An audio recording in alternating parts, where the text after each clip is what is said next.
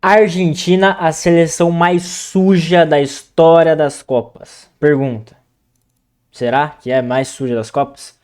Bora. Ustedes Cara, e pior que sonífero cada vez mais é feio. de los jugadores de selección brasileña. Yo no fui, yo no fui.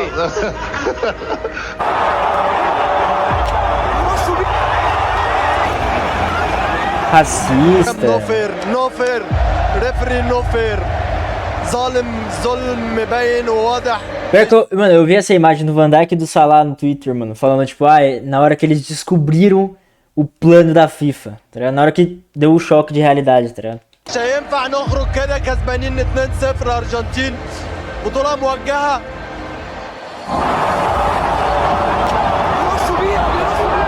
Isso aí, mano. Esse cara é chato e A Federação racista. Egípcia formalizou uma queixa sobre o árbitro francês François Letexier. Esse cara é chato e racista, os mano. assistentes. Se a gente fosse falar dos casos de racismo como esse cometido com a Show Speed, Então, bizarro. ou eles jogando coisas nos egípcios, ou o treinador do Egito tomando amarelo por fazer o gesto do protocolo, ou o racismo com Cabo Verde, tudo isso daria um vídeo de 50 minutos ou mais. Porém, eu resolvi falar só de futebol nesse vídeo, o que também poderia dar um vídeo de 50 minutos.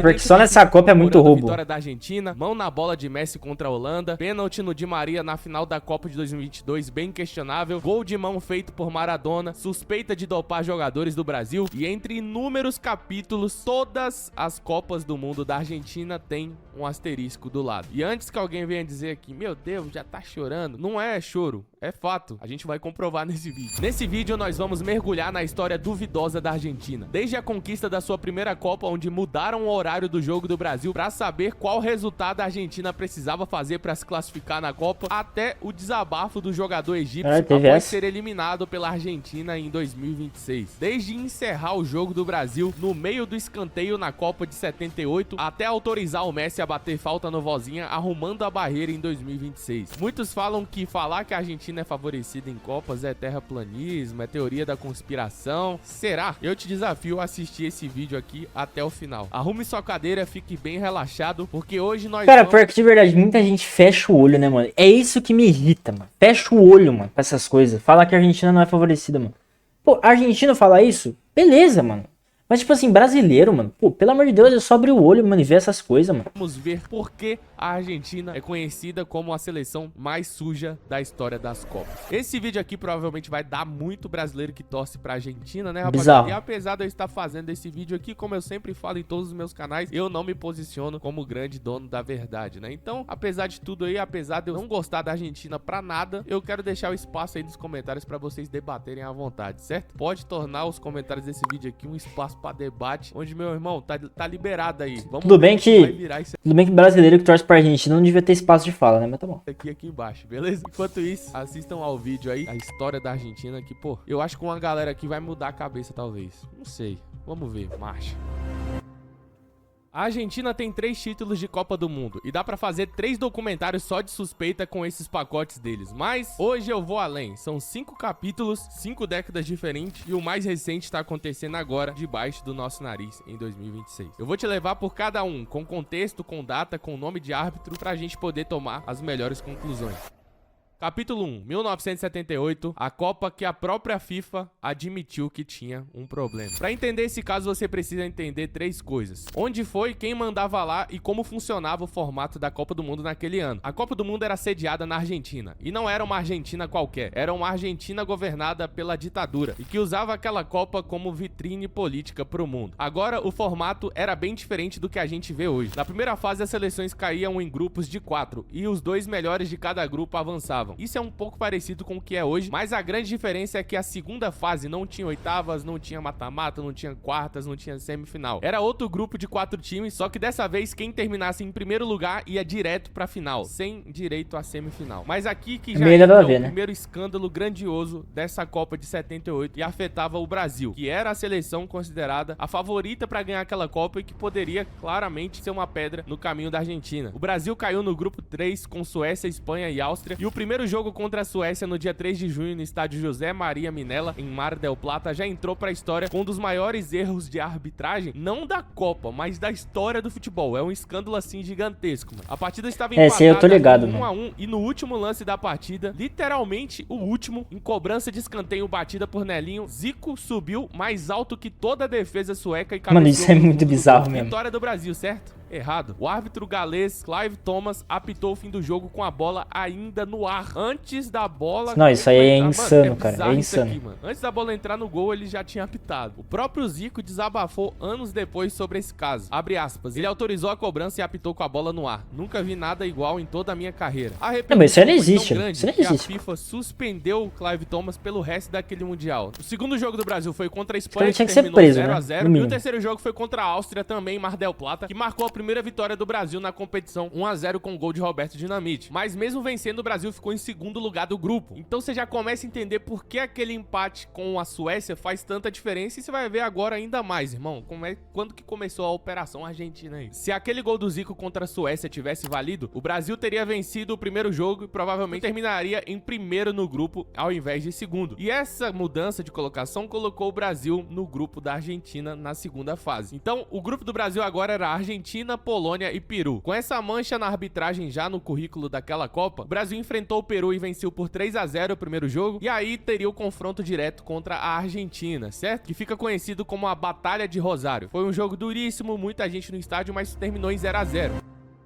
Antes de vocês falarem que eu não gosto do Messi, por exemplo, tá, rapaziada? Eu sempre deixo claro que eu gosto muito do Messi, mano. Meu problema sempre foi com a Argentina e sempre vai ser, tá ligado? Nunca fui muito fã da Argentina, mas eu gosto sim muito do Messi. Inclusive aqui no Flash Score, ele tirou 9.2, mano. Uma nota altíssima, né? Para Até dar agora, uma do nada no bagulho, o mano. planeta fica realmente estranho. O Brasil seguia em primeiro do grupo, à frente da Argentina, só pelo saldo de gols. Tá. Então tudo seria resolvido na última rodada. A Argentina jogaria primeiro à tarde e o Brasil ia jogar à noite, como mandava o calendário. Mas, de repente, a FIFA, atendendo a um pedido das emissoras de TV argentinas, que alegaram estar se adaptando à chegada das TVs coloridas no país, inverteu os horários dos jogos. Então, dessa forma, Bizarro. agora o Brasil jogaria à tarde e a Argentina jogaria à noite. Desse jeito, a Argentina poderia saber qual placar eles precisariam para se classificar, certo? Porque o Brasil ia jogar primeiro e aí eles só precisavam fazer mais saldo de gols. O Brasil joga primeiro contra a Polônia e vence por 3 a 1 com gols de Nelinho e Roberto Dinamite 2 vezes. Só que a Argentina jogava contra o Peru à noite. Ou seja, a Argentina já entrou em campo sabendo com exatidão matemática o resultado que precisava para ir à final no lugar do Brasil. Não bastava ganhar, precisava ganhar por 4 gols de diferença. Resultado da partida, 6 a 0 para a Argentina em cima do Peru, e a Argentina classificada. E tem mais camadas nessa história também. O goleiro do Peru naquela noite, Ramon Quiroga, tinha nascido na Argentina, e existe relato de que o próprio ditador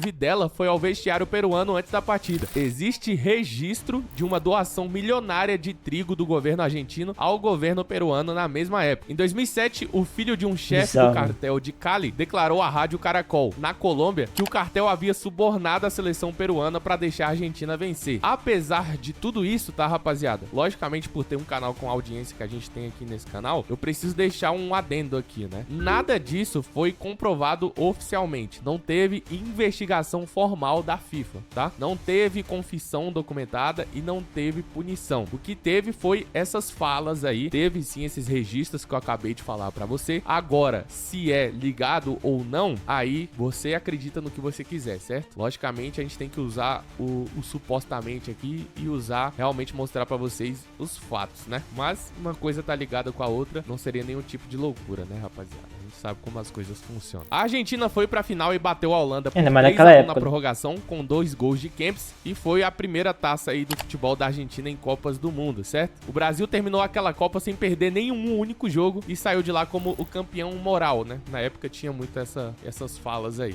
O Brasil vence, né? É campeão do terceiro lugar, e até hoje é a única edição em que o time de terceiro lugar não recebeu uma medalha oficial, cara. O Brasil não recebeu medalha de terceiro lugar. Não há registro nem na própria CBF de que essas medalhas tenham sido entregues.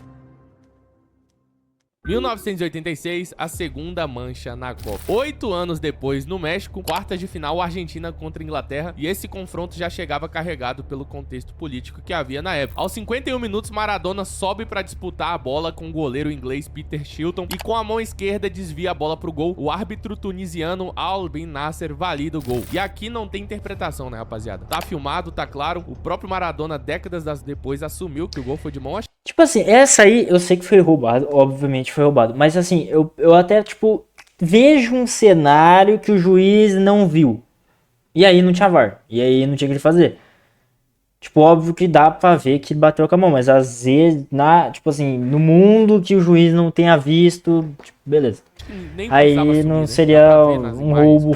Foi de mão. Então, nas quartas de finais, depois o Maradona faz o gol do século, mas a Argentina passa com um gol roubado, claramente roubado, né, mano? E o detalhe mais importante de narrativas aí, que eu acho interessante, é o seguinte: o gol de mão ganhou o apelido de La Mão de Dios, né? Virou poesia, virou lenda, virou algo bonito aí, vendido pra sociedade. Mas se fosse um jogador brasileiro ali na situação, rapaziada, você acha que a narrativa seria essa mesmo? Você acha que ia virar essa narrativa ou o pessoal ia falar, meu Deus, é um sinal eterno de vergonha, o Brasil ganhou roubado? Pois é, né? Pra Argentina virou poesia, La Mão de Dios. Mas é a segunda Copa aí com asterisco. Mas eles gostam disso. 1990, a água batizada. Aqui a Argentina não ganhou a Copa, mas vale a gente trazer aqui e citar pra vocês. Itália, 1990, oitavas de final, Argentina contra o Brasil. No intervalo, auxiliares técnicos da Argentina entraram em campo com garrafas de águas de cores diferentes. O lateral brasileiro branco, que era o cobrador de faltas da seleção, bebeu uma delas e passou o resto do jogo visivelmente sonolento, mano. A Argentina venceu por 1-0 com um gol de Canidia em jogada do próprio Maradona. Anos depois, em 2004, numa entrevista ao programa argentino Mar del Fondo, da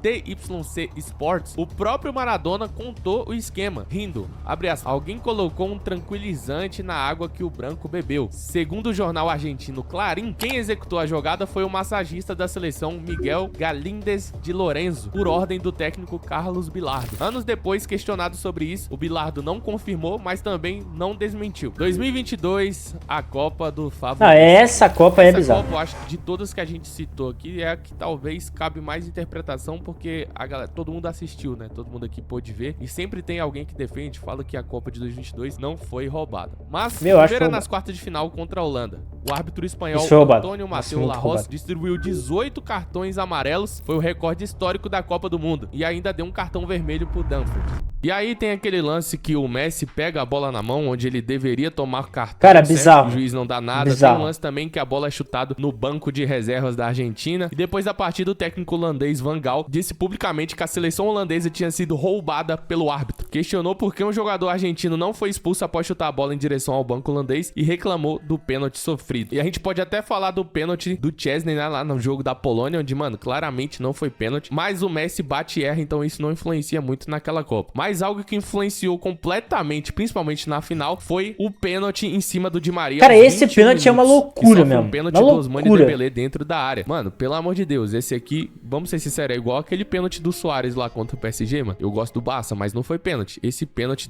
em cima do Di Maria aqui é brincadeira, mano. É brincadeira, não tem contato embaixo nem em cima. A força em cima ali não é uma força pra derrubar o cara, tá ligado? Se for dar pênalti tudo isso aí, vai ter pênalti todo jogo, né, mano? E em 2026, a Copa já começa com muita polêmica a favor da Argentina. Também. No primeiro jogo entre Argentina e Argélia, tem um lance onde deveria ter sido o lance da expulsão do Messi, né? Que muita gente fala aí, rapaziada. Que era pro Messi ter sido expulso nesse lance. Depois há as polêmicas aí de que os goleiros estavam favorecendo a Argentina, tomando uns gols muito feios. Tem um gol de falta do Messi aí contra a Jordânia. Tipo assim, esse dos goleiros, eu não, tipo, coloco como muito, nossa, roubado, manipulado. Pode ser, tá ligado? Pode ser, mas eu não acho que seja realmente, tá? Jordânia, se eu não me engano. Tipo, eu acho que só os goleiros foram mal. O goleiro vai pra trás da barreira num movimento muito estranho e depois no tipo assim, esquisito, do Messi também de falta, que é batido no canto do goleiro. Argentina 3-2, Cabo Verde, prorrogação. Aos 115 minutos com a Argentina na frente, Cabo Verde ia cobrar um escanteio contra o adversário que, nesse exato momento, Nicolas Tagliafico sai sangrando no nariz depois de uma pancada e o árbitro canadense manda ele deixar o gramado pra trocar de camisa. E aí depois o Tagliafico volta sem cumprir o minuto inteiro que regulamento da FIFA manda. A gente tem também o lance do Messi sendo autorizado a bater a falta em cima do vozinho aí, sem o árbitro apitar, né? Sem o árbitro ter autorizado a cobrança. Tem também imagem circulando do presidente da FIFA, Infantino, aparentemente lamentando o gol de Cabo Verde durante a partida. E depois da partida também contra o Egito, E ele tem comemorando. vários vídeos de jogadores egípcios aí reclamando da arbitragem no jogo contra o Egito, mano. Desde a Copa de 2022, a Argentina teve 8 pênaltis marcados a seu favor. E o jogo contra o Egito também, 3-2 a virada, teve muitas polêmicas, né? A primeira polêmica, pênalti a favor da Argentina. O lance entre Tagliafico e o egípcio Hassan na área. O árbitro francês François marcou na hora em meio a protesto egípcio, mas o Messi bateu e errou. A segunda polêmica é o gol do Egito anulado pelo VAR. Mostafa Zico balançou as redes Foi uma esse- segunda vez, mas o Vamos lá. lance foi anulado por falta em Lisandro Martinez na origem da jogada. Terceira polêmica, que foi o lance mais polêmico, direto antes do gol da virada. Aos 46 do segundo tempo, segundos antes do gol do Enzo Fernandes, que decidiu o jogo, o Egito reclamou de 2 faltas não marcadas dentro da área. Fatih tinha caído depois do lance do McAllister e Salah derrubado na área também, que não foi marcado. Esses lances aqui, rapaziada, eu confesso que eu dei uma olhada e eles não aparentam ter sido realmente, principalmente esse do Salah, ele não aparenta ter sido pênalti, cara. Sei que todos os outros aí entram na polêmica, mas eu posso rever o lance depois aqui. Mas pelo que eu já vi das imagens, eu acredito que esse do Salah talvez não tenha sido pênalti. Mas depois do jogo teve uma repercussão internacional gigantesca. O técnico Hossam Hassan levou amarelo após erguer os braços pedindo um protocolo antirracismo, e o artilheiro Zico egípcio declarou que a Copa está direcionada para a Argentina. A Federação Egípcia formalizou denúncia à FIFA pedindo investigação e afastamento do trio de arbitragem do resto do torneio. Esse foi o vídeo, espero que você tenha gostado. Cara, Comenta porque é muito estranho. Ele não falou também daquele bagulho dos 5 árbitros contra,